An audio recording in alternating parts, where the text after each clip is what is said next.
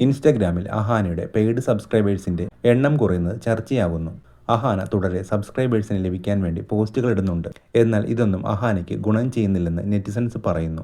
ഈ പെൺകുട്ടി ഇനിയും സബ്സ്ക്രൈബേഴ്സിനെ കിട്ടാൻ വല്ലാതെ പരിശ്രമിക്കുന്നു. പക്ഷെ ഒരു മെച്ചവുമില്ല. ഈ സ്നീക്ക് പീക്കോ ഗിമ്മിക്കുകളോ ഉപകരിക്കുന്നില്ല. ആക്ടിങ്ങിലും ഡാൻസിലുമുള്ള പ്രശ്നങ്ങൾക്ക് പുറമെ ഈ പിക്മി ആറ്റിറ്റ്യൂഡ് കാരണമാണ് അഹാനയ്ക്ക് ഫിലിം ഓഫറുകൾ ലഭിക്കാത്തതെന്ന് കരുതുന്നുവെന്നാണ് റെഡിറ്റിൽ വന്ന അഭിപ്രായങ്ങളിലൊന്ന്.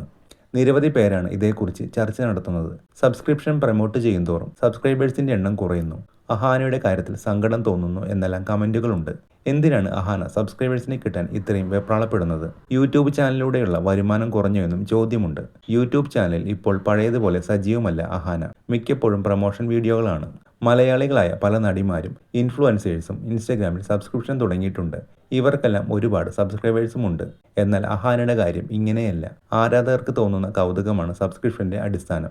അഹാനയുടെ കാര്യത്തിൽ ആർക്കും കൗതുകമില്ല. കാരണം എത്രയോ വർഷങ്ങളായി സോഷ്യൽ മീഡിയയിൽ അഹാനയും കുടുംബവും തങ്ങളുടെ ജീവിതം തുറന്നു കാണിക്കുന്നു.